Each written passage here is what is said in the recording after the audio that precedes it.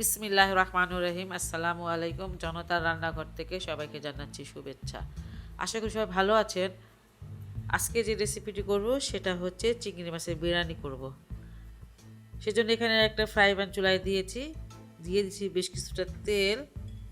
আর এখানে আছে 5 থেকে 6টা পেঁয়াজ, দেশি পেঁয়াজ দেখে ছোট ছোট। এটাকে আমি একটু ভেজে বেরেস্তা কালার করে নিব।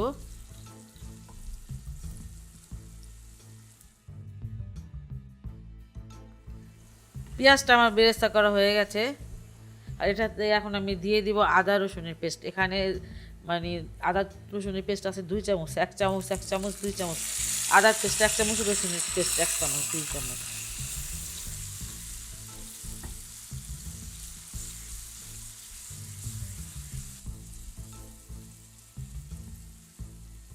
আদা রসুনের পেস্ট আমি কষিয়ে নিয়েছি। এবার এখানে দিয়ে দিচ্ছি 1 চামচ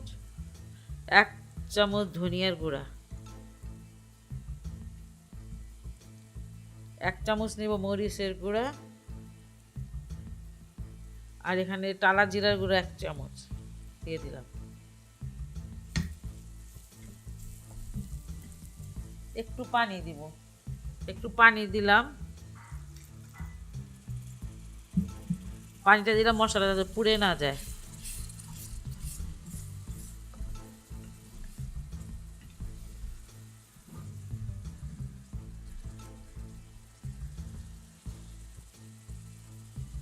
স্বাদ মতো দিয়ে দিচ্ছি লবণ।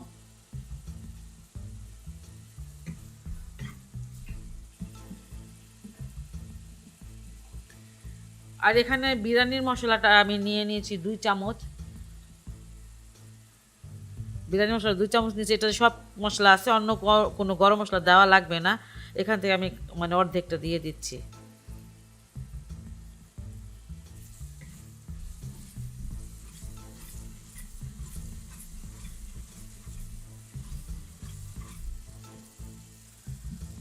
আর এখানে আমি নিয়ে নিয়েছি 500 গ্রাম চিংড়ি মাছ।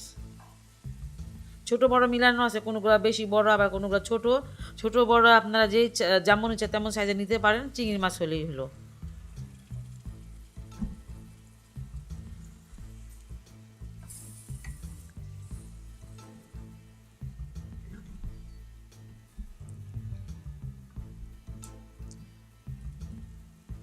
এখানে 200 গ্রাম টক দই আছে, এটা আমি দিয়ে দিচ্ছি। এটা ভালো করে ফিটে নিয়েছি।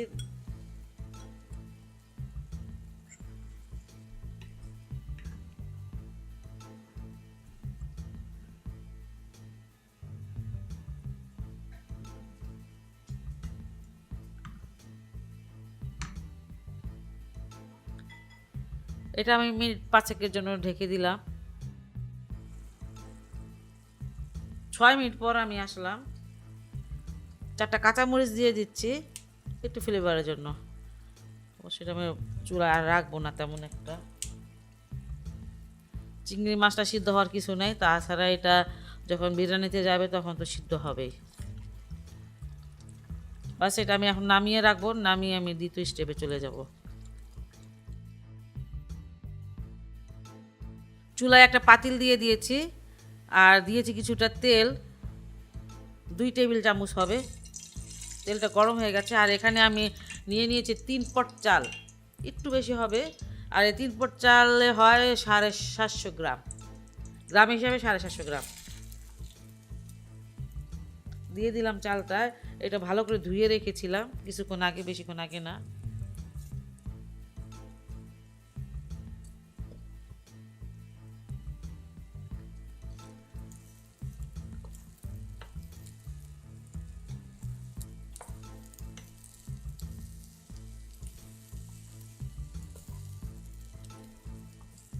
লবণটা দিয়ে দিব স্বাদ মতো। লবণটা বুঝে দিতে হবে, কারণ চিংড়ি মাছে লবণ আছে। আর যে মশলাটা, বিরিয়ানি মশলার ভিতরেও লবণ আছে কিন্তু।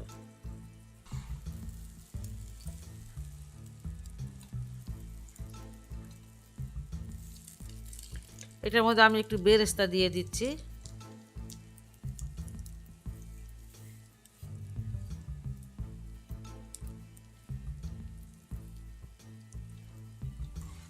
গরম মশলা আমি আলাদা করে দিলাম না, কারণ বিরিয়ানির মধ্যে গরম মশলা সব মশলাই আছে, ওটা দিলে আর কিছু দেওয়া লাগে না।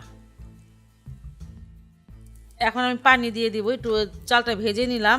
চালটা সবসময় ভেজেই নেবেন একটু ভালো করে, ভেজে মানে দেখেন যে এটাকে কি বলে কষিয়ে নিলাম। যাই হোক, এখন পানি দিয়ে দিচ্ছি এখানে, মানে 3 পট পানি আমি এখানে 3 পট চাল আমি 6 পট পানি দেবো, কিন্তু না, আমি 5 পট পানি দেবো, কারণ আমার চিংড়ি মাছে বেশ কিছুটা ঝোল আছে এই জন্য।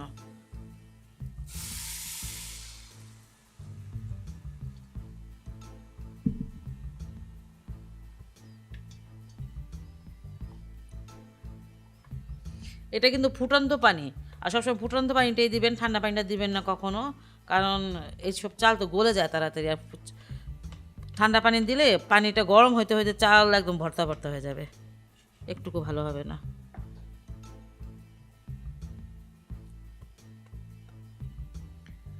এটা আমি এখন ঢেকে দিচ্ছি, আর এটা আমি একটু পরপর উঠিয়ে একটু মানে নেড়ে দিব। এটা 90% সিদ্ধ করা লাগবে, আর ভাবে 10%।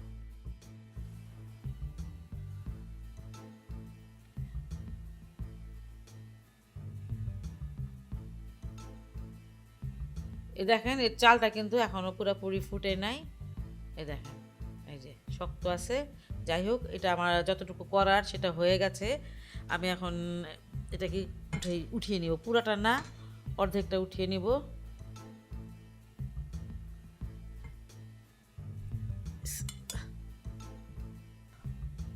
আমি খুব সহজে মানে সহজ নিয়মে দেখিয়ে দিচ্ছি।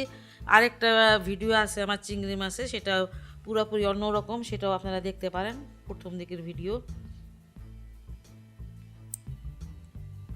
আর যে চিংড়ি মাছটা আমি রান্না করে রেখেছিলাম সেটা এখন দিয়ে দিব।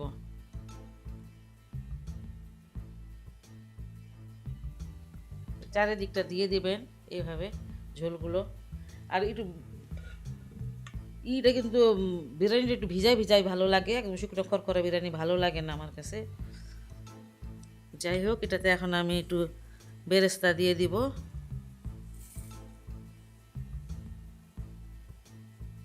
এই যে যে মশলাটা আছে বিরিয়ানি মশলা, সেটা আমি দিয়ে দিচ্ছি কিছুটা।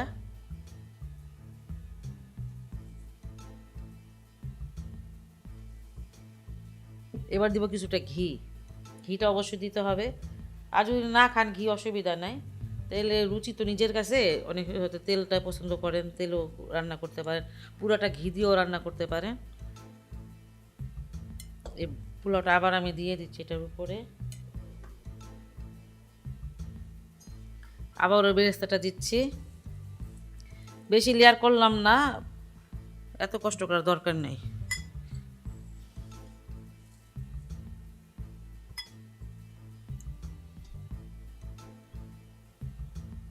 চিংড়ি মাছটা দিয়ে দিচ্ছি।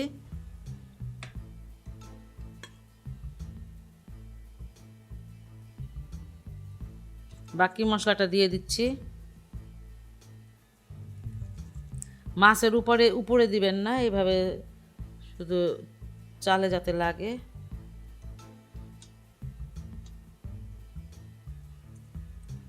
কয়েকটা কাঁচা মরিচ দিয়ে দিব, এটার ফ্লেভারটা খুব ভালো আসবে তাতে। আর এবার আমি ঘিটা দিয়ে দিব।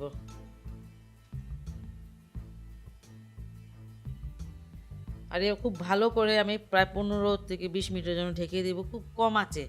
আর এইভাবে যাদের এই পাতিলটা নাই, পাতলা পাতিলে, তলা পাতলা থাকে সিলভারের পাতিলে, সেটা যদি থাকে তাহলে আপনারা নিচে একটা তাওয়া দিয়ে নেবেন এবং আঁচটা কমিয়ে দিবেন। আমি আঁচটা খুবই কমিয়ে দিব, এখন একদম কমিয়ে দিব, যাতে ভাপে বাকিটুকু হয়ে যায়। 15 মিনিট পর আমি আসলাম, দেখেন মাশাআল্লাহ কত সুন্দর হয়ে গেছে। যাই হোক, এখন আমি একটু দেখি উল্টিয়ে পাল্টিয়ে।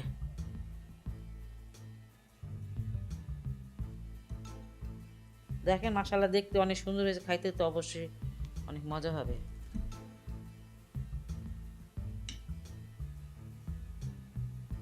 পুরোটা আমি একদম মানে নেড়ে দিচ্ছি, সব মশলা তারপর চিংড়ি মাছ সব একসাথে মানে যাতে মিশে যায়। খুব মজার একটি রেসিপি, বাসায় অবশ্যই ট্রাই করবেন। আর যদি আমার এই রেসিপিটা আপনাদের ভালো লাগে তাহলে অবশ্যই আমার চ্যানেলকে লাইক, কমেন্ট এবং সাবস্ক্রাইব করবেন। সেই পর্যন্ত ভালো থাকুন, সুস্থ থাকুন এবং নিরাপদে থাকুন। আল্লাহ হাফেজ।